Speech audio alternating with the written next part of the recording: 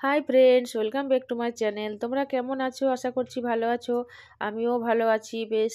এই দেখো, আজকে ঘরোয়া রেসিপি একদম সরল সিম্পলভাবে করার জন্য তড়কার রেসিপি নিয়ে চলে এলাম। ভাবলাম তোমাদের সাথে যখন বানাচ্ছি শেয়ার করে দিই। তার জন্য লঙ্কা আর পেঁয়াজ আর টমেটো কুচি করে রেখে নিয়েছি সাইডে। দেখে নাও কত সুন্দর সেদ্ধ করে নিয়েছি। 3 রকম না 4 রকমের ডাল থাকে। তড়কার ডালটা সেদ্ধ করে রেখে নিয়েছি, ঠিক আছে। এবার দেখো রান্নায় যাচ্ছি। দিয়ে দিলাম তেল।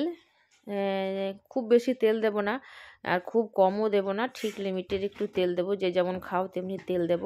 5 ফোড়ন দিলাম কতকগুলো। দিয়ে দিলাম পেঁয়াজ কুচি। পেঁয়াজ কুচিটা বেশ ভাজা ভাজা, একটু খুব একটা ভাজবো না, একটু মতো ভাজবো।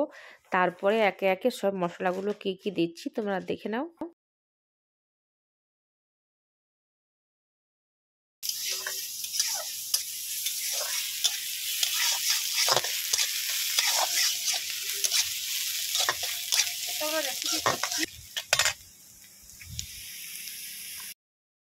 এখানে কিন্তু আদা রসুনটা কুচো করে দিলে ভালো হয়। সে আমার কুচো করতে সময় হলো না বলে আমি পেস্টেই দিয়ে দিলাম আদা লঙ্কা রসুনটা, ঠিক আছে। পেস্ট দিলাম একটুখানি। আর লঙ্কা আমি আশরা করে কুচো করে আরও একটু রেখেছি, আর একটু দিলাম, কম মনে হচ্ছিল বলে। এটা বেশ ভালো করে ভেজে নিতে হবে, কষানোটা আসল যে কোনো সবজিতেই ধরো। আর এই দেখো, আমি টমেটো আর কাঁচা লঙ্কাটা রেখেছি। আর একটু তেলটা কম মনে হচ্ছে, আর একটু তেল দিলাম, ঠিক আছে। আর একটু তেল দিলাম, তারপরে আর বেশ খানিকক্ষণ কষিয়ে নেব। তারপরে যাতে না রসুনের গন্ধটা থাকে, সেরকমভাবে এমনিতেই তড়কার একটা নিজস্ব স্বাদ রয়েছে, ওটাতেই খুব বেশ ভালো লাগে খেতে। একে একে এবার আমি দিয়ে দিলাম টমেটো কুচিটা আর লঙ্কা কুচিটাও দিয়ে দেবো, তাই না। একসাথেই দিয়ে দিই, ওর সাথেই থাকবে। একটু তড়কা একটু ঝালঝালি হয়। আর এখানে যারা একটু সামান্য মিষ্টি খাও তারা সামান্য এখানে দিতে পারো চিনি। আমি কিন্তু চিনিটা ব্যবহার করিনি, চাইলে দিতে পারো, না চাইলে না দিতে পারো। আর চলো একে একে এবার দিয়ে দেবো হলো সামান্য মতো জিরে গুঁড়ো, স্বাদ মতো নুনটা দিলাম। হলুদ দেবো স্বাদ মতো, যেমন লাগবে তেরকম, খুব একটা হলুদ লাগে না, কারণ তরকাটা সামান্য কালচা টাইপেই হয়, ওই জন্যই। পুড়ে যাচ্ছে মশলাটা, একটু জল দিতে হবে মনে হচ্ছে, বেশ আগুন রয়েছে, তাই না। আর আমি এদিকে ততক্ষণে সবজিটা দেব। এইটা দেব কি বলে, কি বলে গো, মশলাগুলো কি কি লাগবে জানো তো। একটুখানি জিরে গুঁড়ো দেব, একটুখানি গোলকি গুঁড়ো দেব, আর তড়কা মশলা দিয়ে দেব। তাহলেই খেতে দারুণ লাগবে। আর মিট মশলা দেব। এই সব একটু একটু করে দেব, খুব বেশি মশলা দিতে হয় না তরকাতে। খুব ভালো লাগে খেতে এভাবে রান্না করলে।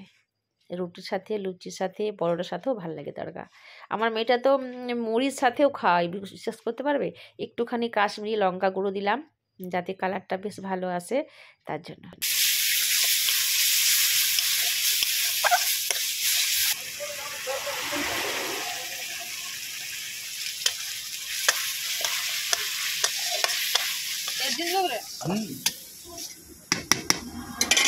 এই দেখো, সবার শেষে দিয়ে দিলাম তড়কা মশলা।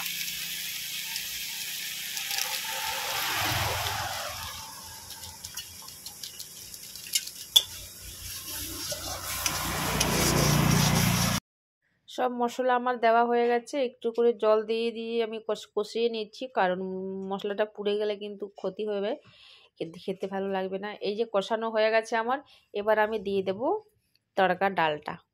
অনেকক্ষণ আস্তে আস্তে ধিমি আঁচে ফুটবে, এতে ওর গ্রেভিটা বেরিয়ে যাবে, বেশ ভালো হবে খেতে। চলো, এই দেখো, খুব সুন্দর। রাজমাগুলো যখন মুখে পড়বে না, দারুণ লাগে খেতে। তোমাদের কাদের কাদের তরকা খেতে মানে পছন্দ তোমরা করো, সেটা আমাকে কমেন্টে জানিও। আর যদি আমার রেসিপিটা ভালো লাগে তাহলে অবশ্যই লাইক শেয়ার করে দিও, ফলো করে নিও, পাশে থেকো, কমেন্টসে জানিও তোমাদের কেমন লাগে। আর এরকম করে রান্না করে খেয়েও আমাকে জানিও কেমন লেগেছে, ঠিক আছে। আমি কিন্তু তরকা রান্না এভাবেই করি। মানে যখন মাংস আরে কিছু দিই না, আর যদি মাংস দেওয়া হয়, যেমন খাসির চর্বি দেওয়া হয়, চিকেনেরও চর্বি দিতে পারো, কিন্তু আমি এ সকল কিছুই দিই না। এমনিতেই আমার বেশ ভালো লাগে খেতে। একটু ফুটে যাক, তারপরে গ্রেভি গ্রেভি হয়ে যাবে গাঢ় গাঢ়, তখন নামিয়ে নেব। আমি কিন্তু এভাবেই রান্না করি, তোমরা কিভাবে রান্না করো কমেন্টে জানিও। এই দেখো কত গাঢ় গাঢ় হয়ে গেছে, নামিয়ে নিয়েছি। দেখা হচ্ছে নেক্সট অন্য কোনো ভিডিও নিয়ে আসবো, রেসিপি নিয়ে আসবো, তখন দেখা হবে। ভালো থেকো, সুস্থ থেকো, টাটা। এটা কিন্তু সবের সাথে ভালো লাগবে, রুটির সাথে বেশ ভালো লাগবে।